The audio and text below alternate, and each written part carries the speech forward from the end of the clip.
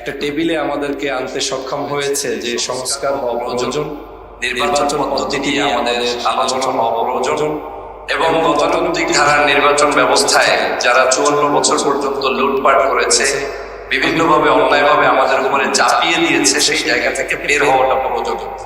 আমি প্রথমেই খেলাফত মজলিসকে ধন্যবাদ জানাই এজন্য যে তারা একটা পদ্ধতি এখানে নিয়ে এসেছে, যেটা আমাদের ইসলামী আন্দোলন বাংলাদেশের যুগ্ম মহাসচিব আতাউর ভাই ইতিমধ্যে বলেছেন যে এই আলোচনাটা অন্তত তারা এনেছে, এটা অত্যন্ত গুরুত্বপূর্ণ বিষয়। এখানে আমাদের মতের পার্থক্য থাকবে, মতামতের ভিন্নতা থাকবে, আর সেজন্যই গোল টেবিল বৈঠক।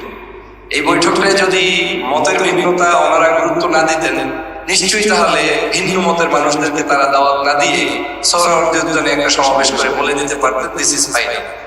তো আমরা সেজন্য ধন্যবাদ জানাই যে তারা ইউনিটি কনসেপ্টে আছেন, ইউনিটি উইথ ডাইভার্সিটি, যেটা মত